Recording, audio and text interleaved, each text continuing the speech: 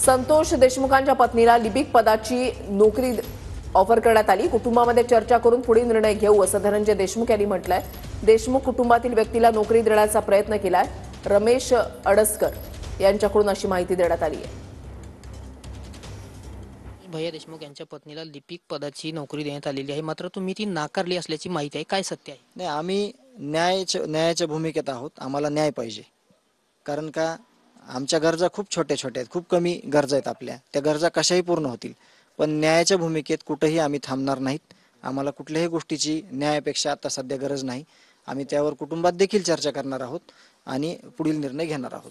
संतोष देशमुख आणि आमचं कुटुंब हे एकत्रच होतं, कारण स्वर्गीय बाबुरावजी अडसकर साहेबांनी या बीड जिल्ह्यामध्ये राजकीय क्षेत्रामध्ये काम करीत असताना प्रत्येक गावामध्ये एक राजकीय क्षेत्रात जरी असलं तरी एक वेगळं पण सादर करून ह्या ठिकाणी कुटुंबाचं नातं बऱ्याच कार्यकर्त्याच्या याच्यामध्ये निर्माण केलेलं होतं। स्वर्गीय संतोष देशमुख यांची हत्या अतिशय निर्गुणपणे झाली आणि चुकीच्या पद्धतीने झाली।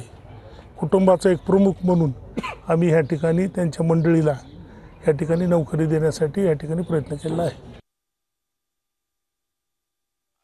असं काहीतरी काय म्हणतो त्याला आपण, हे दाखवायचं प्रलोभन, हे जे काही कोणी केला असेल उद्योग प्रलोभन दाखवण्याचं तो करू नये।